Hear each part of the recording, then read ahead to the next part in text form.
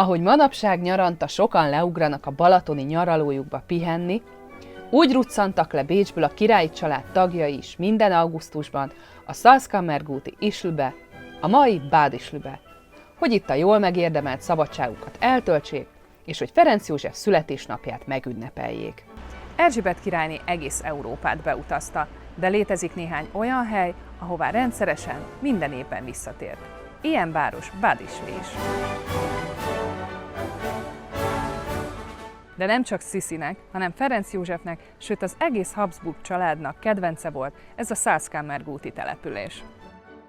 Ferenc József életének 82 nyarát töltötte a városban, ami önmagában figyelemre méltó, de az is rendkívüli, hogy az évek előre haladtával egyre távolabbra utazó, és ezért mindig úton lévő császárné is visszatért ide, szinte minden évben. Mindezek után nem meglepő, hogy Ischlben bármerre is járunk, legyen szó könyvesboltról, cukrászdáról, szuvenírboltról, turisztikai információs irodáról, bolhapiacról, háztetőről, vagy akár gyógyszertárról, mindenhol a császári család nyomára, de legalábbis arcmására bukkanhatunk.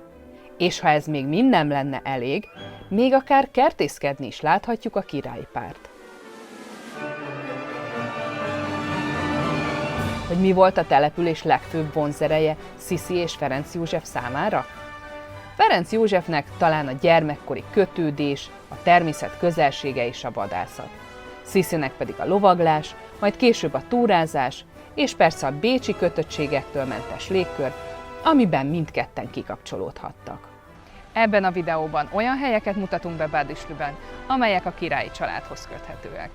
Mire a videó végére érünk, remélem ti is érteni fogjátok, hogy miért Bad Ischl az én egyik kedvenc városom. Ferenc József tulajdonképpen már a megszületését is ennek a városnak köszönhette.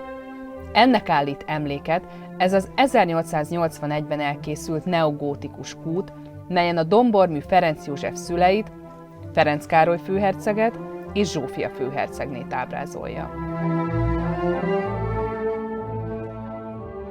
1829-ben 6 évi házasság és 5 vetélés után az udvari orvos ide Ischlbe küldte a házaspárt Sós fürdőkúrára. A kúrának meglett az eredménye, hiszen a következő évben, augusztus 18-án megszületett Ferenc József, majd később további 4 testvére. Az örömteli eseménynek köszönhetően Ferenc Károly és Zsófia is nagyon megszerette Ischlt, és ezek után gyermekeikkel is minden nyáron ide jártak pihenni.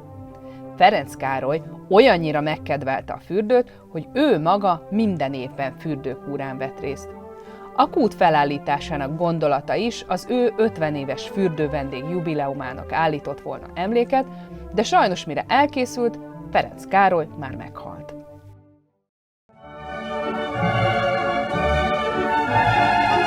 –1853. augusztus 16-án Sisi életében először érkezett meg ide, Bad Ischlbe. A mögöttem lévő épület akkoriban Hotel Talahini-ként működött.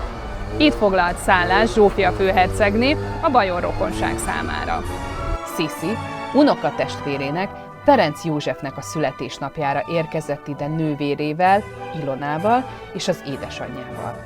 A két anya, Zsófia és Ludovika, akik egyébként testvérek is voltak, nem titkolt szándéka az volt, hogy Ferenc Józsefet és Sisi nővérét, Ilonát összehozzák a születésnapi ünnepségek során. Hogy ez mennyire sikerült nekik, arról majd később. Az 1844-ben épült szálloda később felvette a Hotel Elizabeth nevet. 1855-ben Erzsébet már császárnéként is ellátogatott ide, és mivel a Kaiservillában még nem készültek el a felújításokkal, ezért itt szállt meg. Napjainkban lakások, boltok és egy hangulatos étterem és kávézó is működik az épületben.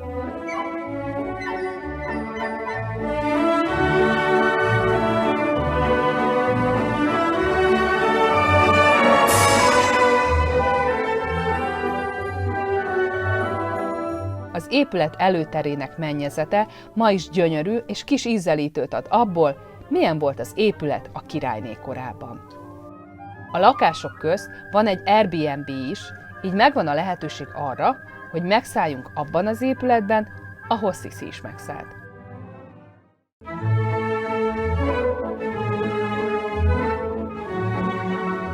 1853. augusztus 17-én a mögöttem lévő épület első emeletén Ferenc József reggelizés közben közölte az édesanyjával, hogy mégis inkább Sisit szeretné elvenni feleségül. Zsófia főhercegné próbálta a császár figyelmét felhívni a másik Wittelsbach lányra, Ilonára, de a császár hajthatatlan maradt. És végül, mint ezt az összes Sisi filmből tudjuk, Erzsébet kezét kérte meg. Méghozzá a mögöttem lévő épületben. Az épület homlokzatán lévő felirat tanúsága szerint ez a Hotel Austria. Viszont 1853-ban, a lánykérés évében még a helyi polgármester Wilhelm Seeauer tulajdonában volt, tőle bérelte ki Zsófia főhercegné többször is a nyári szünetekben. A Seeauer House csak 1878-tól működött hotelként, egészen 1982-ig, amikor is a város megvásárolta, és 1989-ben megnyitotta az épületben a helyi városi múzeumot. Jelenleg az épület felújítás alatt áll, 2024 húsvétjára ígérik a múzeum újranyitását. A múzeumban az állandó kiállítás részeként a császári párról is megemlékeztek, amit a felújítás miatt most felvenni nem tudtunk, de mutatunk erről néhány korábban készült képet.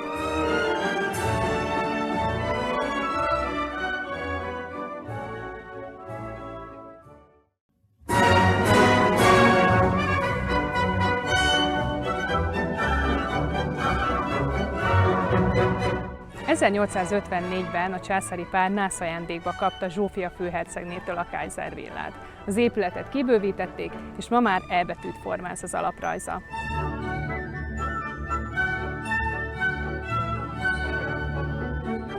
A villát 1834-ben építtette dr. Joseph August Eltz, bécsi közjegyző. 1843 nyarán Metternich kancellár is megfordult itt. 1850-ben a villa tulajdonosa a helyi fürdőorvos dr. Eduard Mastallier lett, tőle vásárolta meg 1853. szeptember 23-án Zsófia főhercegné 31.440 guldenért. A császári pár az első házassági évfordulóján jött el ide először, majd egy 5 évig tartó átépítés, kibővítés kezdődött el, mire a Kaiser villa elnyerte ma ismert formáját.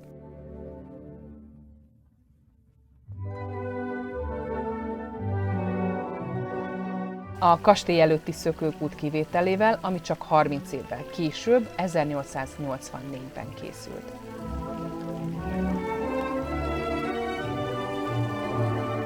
Mivel az épület a császár nyári rezidenciájaként működött, sok családi és politikai esemény is kapcsolódik hozzá.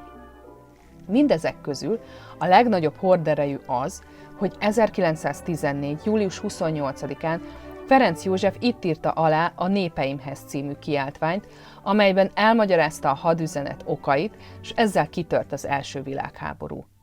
A hadüzenetnek köszönhetően 1914-ben már nem került sor a császár születésnapjának augusztusi megünneplésére.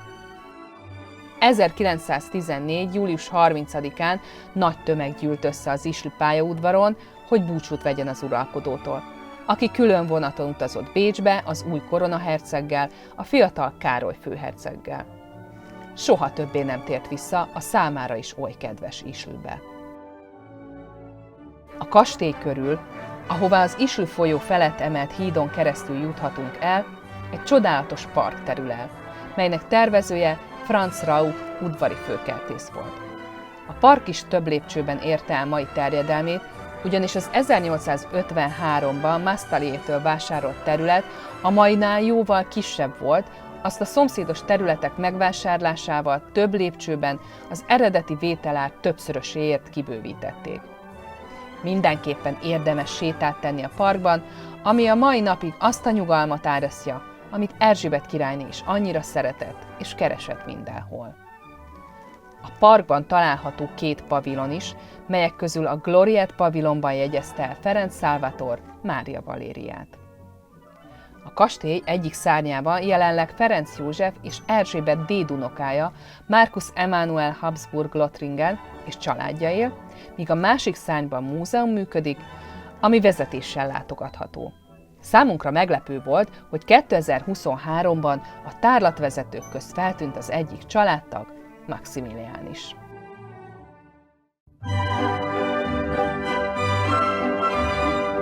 A Márvány-kastélyt 1856 és 1861 között építtette Ferenc József Erzsébet királyné számára. A Franz Rauch vezette munkálatok költsége 132.973 gulden volt. Az Untersbergi márványból készült épületet hivatalosan reggeliző szalonnak szánták a család számára. A kastély gyakorta nyújtott hűsítő menedéket a nyaranta ideérkező Erzsébetnek, illetve gyermekeinek és unokáinak a nyári forróság elől, akik játszó- és teaháznak használták.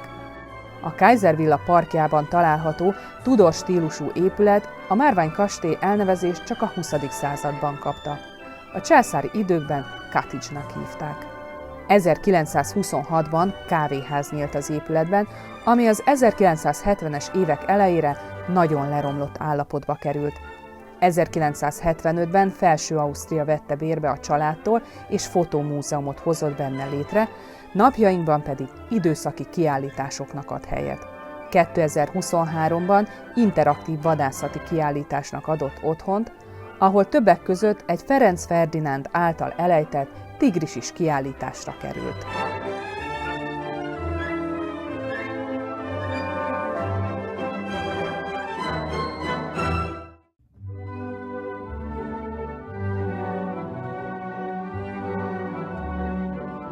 A város katolikus temploma, a Szent Miklós plébánia templom fontos szerepet játszott a mélyen vallásos Ferenc József életében.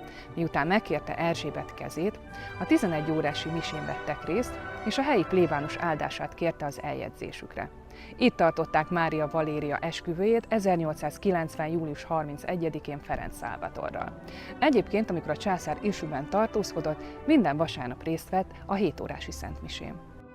A pesti hírlap többek között így számolt be Mária Valéria esküvői szertartásának helyszínéről. A templomban a közönség, mely csak belépti egy előmutatása mellett bocsáttatott be, már igen korán gyülekezni kezdett, hogy lehetőleg jó helyre tehessen szert. A padokat nagyrészt hölgyek foglalták el, elegáns utcai öltözékekben, kalapban. A sajtó számára a főudvarmesteri hivatal a kórus tartotta fent, ahonnan az egész templomot át lehetett látni. 150 isli pár népöltözetben állott sorfalat a templomban. Mária Valéria így írt naplójában a templomi szertartásról. A templomban kislányok álltak sorfalat, akik virágot szórtak elénk. Minden rokon ott ült már a padokban. Miután külön kérésemre az áldást oltári szentséggel együtt adták, mert a szentmisét túlságosan hosszúnak tartotta a mama, imádkozhattam, s túláradó szívvel mondhattam köszönetet a Jóistennek. A szertartás az újságok beszámolói szerint 35 perc hosszú volt. A Mária Terézia idejében épült templom 2017-ben Mária Terézia születésének 300. évfordulójára teljes felújításon esett át. Jelenleg a Ferenc József 80. születésnapjára elkészült orgona felújítási projektje zajlik. Az orgonán Anton Bruckner osztrák zeneszerző rendszeresen játszott, többek között Mária Valéria esküvője alkalmából is. A templomhoz kapcsolódó másik jelentős eseményre 1948-ban került sor, ugyanis itt ravatalozták fel az Islőben elhunyt Lehár Ferencet, kinek sírja a Bádisli temetőben található. Az életből ez jót csópán.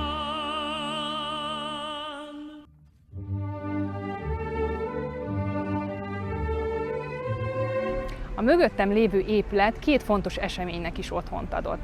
Egyrészt 1890. július 31-én itt tartották Mária Valéria esküvői ebédjét. Másrészt 1908-ban Ferenc József uralkodásának 60. évfordulóján ünnepségeket rendeztek az épületben.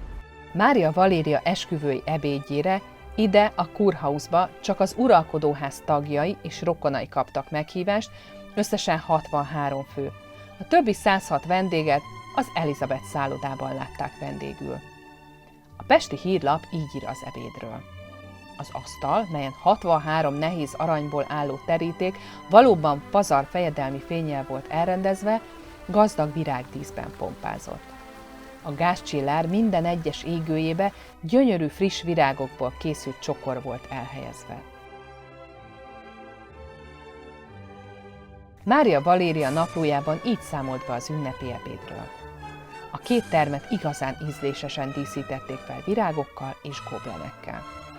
Különösképpen kedvesen és igazán anyásan viselkedett velem kedves anyósom, minden további nélkül megígérte a mamának, hogy nem látogat meg bennünket offenzében, és hogy nem avatkozik bele semmibe. Ferenc József uralkodásának 60. évében, 1908. augusztus 12-én a Kurhausban rendezett vacsorát 7. Edvárd angol király tiszteletére, aki Ischlbe látogatott. Ferenc József ekkor ült első alkalommal automobilon, amit több fotó és illusztráció is megörökített. Egy anekdota szerint a császár az utazásról csak annyit mondott, hogy bűzlött, és nem lehetett látni semmit.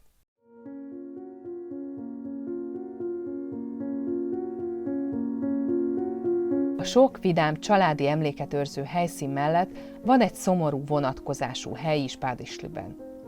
Egy temetői sírhely, amelynek sírkövén mindösszesen az a felirat szerepel, hogy Ágnes. Itt nyugszik Mária Valéria gyermeke, Ágnes főhercegnő. A 10. gyermekét Mária Valéria Ischlben szerette volna megszülni. Amikor 1911. június elején a kismama állapota rosszabbodott, Ludwig Piszkacsek karcagi születésű bécsi nőgyógyász hívták Vázébe. Az orvos megállapította, hogy a gyermek harántfekvésben van az anyamékben, de Mária Valéria ennek ellenére úgy döntött, hogy Ischlbe utazik, ahol 1911. június 26-án 7 óra 45 perckor a Kaiser villában megszülte kislányát, Ágnest, aki sajnos még aznap délután meghalt. A temetésére itt az Ischl temetőben 2 nappal később délután 3 órakor került sor. A császár, amikor Ischlben tartózkodott, nagyon gyakran kilátogatott a temetőbe, és minden alkalommal pontban 11 órakor a sírnál imádkozott.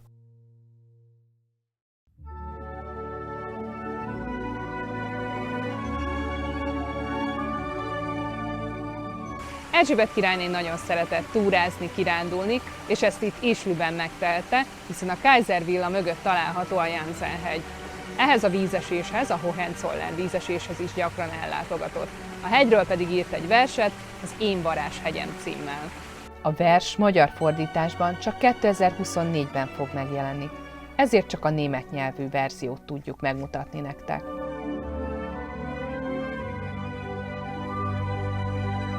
A Jansen-hegy, melynek lankái a Kaiser villa előteréig nyúlnak, kiváló túraterep volt a királyné számára, ahol privát sétákat tehetett, távol a kíváncsi tekintetektől. A Magyar Hírlap így mutatta be 1893-ban. És amint ezt a tilos hegyet néztem, a hegyoldalban 2 nőt láttam meg. Éppen most jöttek ki az erdőből, és a tisztáson haladtak végig. Az egyiken könnyű, világos ruha volt, kalap nem volt rajta, kezében fehér napernyőt tartott, ide-oda szaladgált a fűben, visszatekintgetve a mögötte haladó asszonyra. A fehér, meg sárga mezei virágok, a zöld fenyőlombok közt oly komor, oly szomorú volt ez a gyászos nő. Egyszerű, sima, fekete ruha van rajta. Fekete napernyő a kezében, a fején kis kalap, és arcát sűrű fekete fátyol fedi. A perkálruhás hölgy nagyon előre szaladt, és akkor a gyászruhás sétáló előveszi zsebkendőjét, és ezt lobogtatva hangosan kiáltja. Valéry! Valéry! Hanem ebben a percben meglátott minket. Hirtelen kinyitotta napernyőjét, arca elé tartotta, és aztán egy perc alatt eltűnt az erdőben. A királyné túráinak emlékét őrzi a Kálvária hegy körül kialakított Elizabeth Waldweg is, amely egy 1,5 óra alatt bejárható ízelítőt ad a királyné túráiból. A hegyen található Kálvária templomtól gyönyörű panoráma tárul elénk.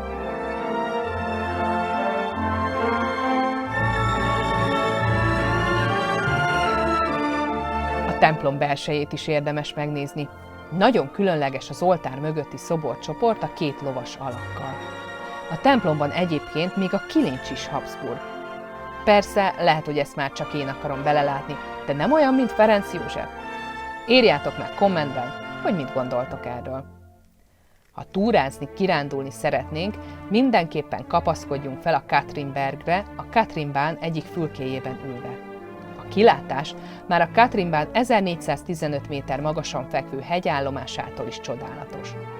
Északkeleti irányban a lábaink előtt hever a Traun völgye, és benne egész Ischl. Ebben a panorámában a Kaisers Ansicht kilátópontról is gyönyörködhetünk. Míg déli irányban Bad Geusen és mögötte a Hallstattersee látható. A hegyállomástól további túraútvonalak indulnak, ahonnan bejárhatjuk a környező csúcsokat.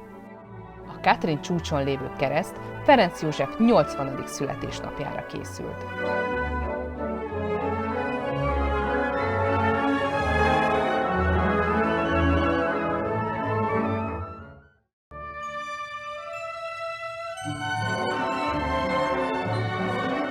Bad Ischlben a királyi pár mindkét tagjának van szobra. A királynéról 2 alkotás is található a városban. Az egyik egy mellszobor, amit a múzeumban helyeztek el. A másik pedig egy egész alakos szobor, amely nem közterületen áll, hanem a Lerchenwaldstraße 16 szám alatti ház előkertjében. A szobrot Leopold Petter hoteltulajdonos készítette 1905 és 1910 körül, majd 1929-ben került André Hummer helyi karmester tulajdonába, aki villájának kertjében helyezte el. A jelenlegi tulajdonos valószínűleg már hozzászokott ahhoz, hogy a legváratlanabb pillanatban hozzám hasonló rajongók jelennek meg és fotózkodnak a szoborral. Ferenc József szobra a császár kedvenc kikapcsolódása, vadászat közben ábrázolja. Szenvedélyének a császár Ischl környékén is sokszor hódolt, ezt örökítette meg a 80. születésnapja után 6 nappal leleplezett szobor.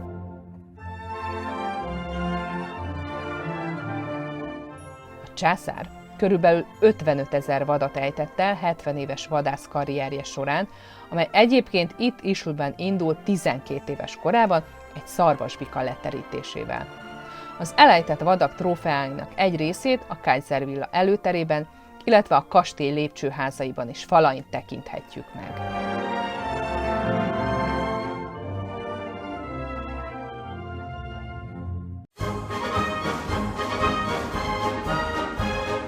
Az Új Idők 1895-ben így zárta az Ischl bemutató cikkét. Zajos üdülőhely ez a szép osztrák város, de a tolongó, sétáló, kocsikázó emberek tömkelegén, a zajos szállodák, kávéházak tömegén kívül fenséges, nyugalmas csöndben áll a királyháza. A zűrzavaros zaj csak a kerítésig hatol el. Ezen belül zavartalanul pihennek a magyar király és a királyné. Bad Ischl az a hely, ahol mindent megtalálhatunk a minőségi kikapcsolódáshoz. Ha a spa élményt keressük, ott a fürdő. Ha édességekre vágyunk, ott a Zauner cukrászda. Ha a természetbe vágyunk, ott a Katrinbán. De ha csak sétálnánk egyet, ott a folyóparti promenád, és persze a Kaiservilla, melynek parkja még a legsűrűbb főszezonban is nyugalmat sugároz. Az egész várost áthatja egyfajta monarchiás élmény, ami ha akarjuk, ha nem, magával ragad, és ha augusztusban jövünk ide, kis szerencsével még magával a királyi párral is találkozhatunk. Köszönjük, hogy időt szántál a videónk megnézésére, reméljük tetszett is. Amennyiben igen, nyomj a like gombra, és iratkozz fel a csatornára. Ha pedig lehetőséged van rá, már több videónk esetében is a köszönetgomb segítségével támogathatsz is bennünket. Azt is örömmel vesszük, ha kommentben megosztod a véleményed. Köszönjük, hogy velünk voltál, gyere máskor is!